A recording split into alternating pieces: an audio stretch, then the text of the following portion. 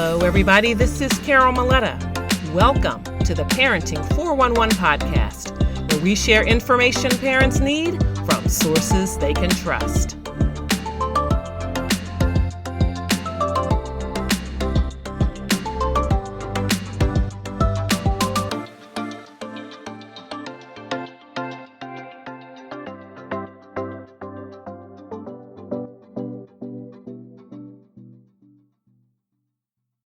Hello, this is Carol Muleta, your host of the Parenting 411 podcast, where we share information parents need from sources they can trust. I know that you have over 2.4 million podcasts to choose from today. I don't take it lightly that you've come over here to hear what I have to share with you. You might be one of my loyal listeners since day one when I launched in June of 2021. You might have only recently discovered my platform. Either way, I am pleased to have you. Periodically, I like to reintroduce myself so that you know who I am, what I do, whom I serve, and most importantly, why I serve. Today, I share that with you by way of a quick clip of an interview I did with Black Speakers Network. Check it out and share with your friends and family who long to connect with the joy in their parenting journey. I will welcome them warmly to the Parenting 411 family.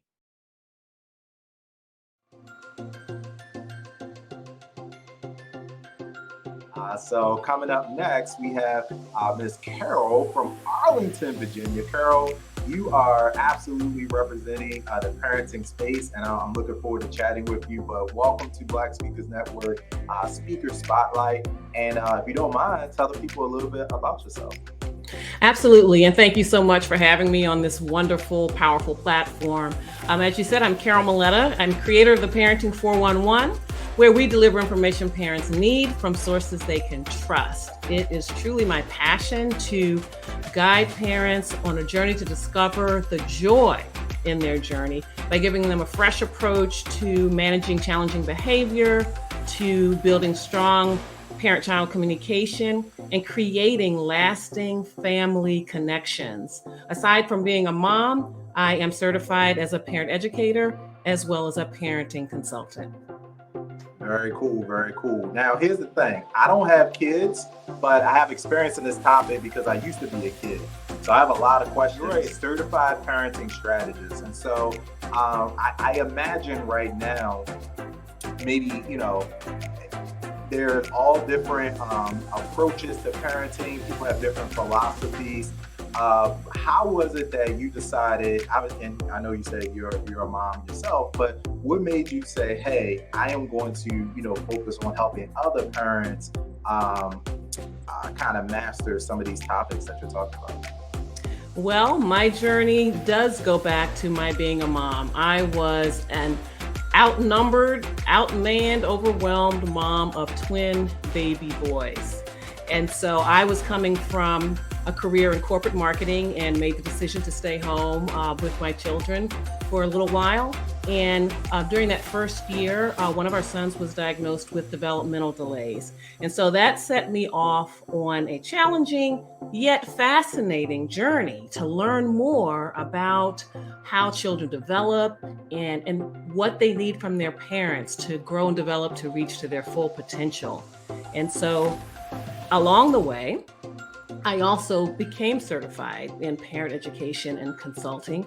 And, very early on, God pretty much appeared to me in a dream and told me that this is my life's work. Like, I was pretty sure I was going back to corporate marketing or consulting, but he showed me that, in fact, his plan was for me to share with parents what I was learning.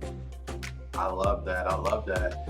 Listen, when you get the call and you just, be obedient and you move forward, and I've seen your impact since the time you've been in BSN, and everybody that ends up interviewing you or bring you on that platform, they always are just so blown away with your level of expertise.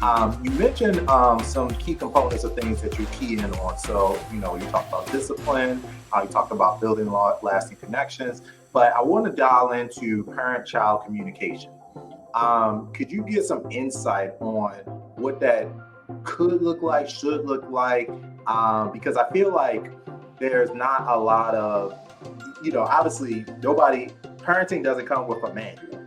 You may have written one, but you know, the kid doesn't come with a manual. So, you know, what are some elements of that parent-child communication that you would like for folks to know, and how does that evolve, I guess, as your child, you know, gets older? Sure. Well, there are definitely some essential elements to that communication with your child and establishing that bond as early as you can. But it starts off with, first of all, being available and also being attentive. And next, really affirming their feelings, affirming what they're saying, and giving them, helping them to feel like what they have to say has value and meaning. And then go to the next step to inform and empower them to take agency in their lives. But it's really kind of a process. You really have to set a foundation with them to really connect with them. And you know, and that's something I also like to say to parents is connection always comes before correction. Connection is really at the center of it. You can't teach anybody anything if they don't feel connected to you and don't understand that you're coming to them for their good and from a place of love. Listen, somebody drop connection before correction in the comments, and make sure you tag Carol too on that, because I think that's a powerful piece of wisdom that could save a lot of parents some frustration. So, Carol, I know that you are author, speaker. Can you give some insight to the types of organizations that you typically are speaking in front of, or the ones this year, next year that you know enjoy getting in front of the most? I'm sure there are plenty of organizations that cater to parents, but they're probably also, I mean, if you're talking to any audience, there's probably a healthy cross section of parents in there. But from your perspective, you know, who are those audiences that you value the most getting in front of right now? Well, I'm pretty excited. I talked to a variety of audiences. When I first started out, I talked a lot to schools and organizations that serve children, but then they wanted to provide some programming for the parents. But now I've really branched out. Corporations have asked me to come in to speak to their employee resource groups, and also business forums, business conferences, because as you said, so many people within those organizations are parents. And it's just very important for organizations to recognize the full extent of their employees' lives. They are workers, they are employees in the organization, but they do have other concerns outside of the workplace. They are parents.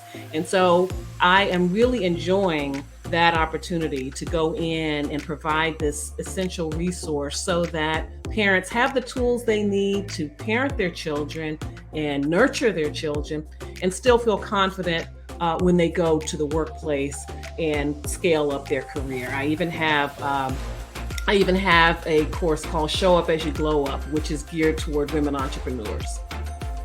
Yeah, I could totally see what you said about the ERGs. I know back when I was in corporate, there were any number. I think companies are starting to realize more and more that if they want to have healthy workplace cultures, if they want to increase employee retention, if they want to make sure that they get the best from their people, that they need to embrace these topics that are going to help people, actually give them tools and resources that are going to actually help them do that. And so I'm so excited that you're, you know, getting to you're broadening your scope and, you know, getting in front of increasingly more audiences from that capacity.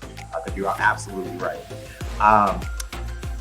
We are out of time, as it happens very often here in the Speaker Spotlight. But before we go, I do want to give you a chance to get the last word with our final question. You know, Carol, what is the most important thing that you will want your audience to remember about you and the work that you're doing? Well, I want people to know that I am an eternal optimist, and I say very often in the programs that I lead that it's never too late to be the parent that you want to be. And it is my prayer that my life and my work show evidence that I enrich the lives of children by touching the lives of their parents first. There you go. Listen, Parenting 411 is in the building. I feel like you're a 411 call. Sometimes, parents are in distress. You're probably parenting 911 and, all the extensions. But listen, Carol, I really appreciate you sharing with us.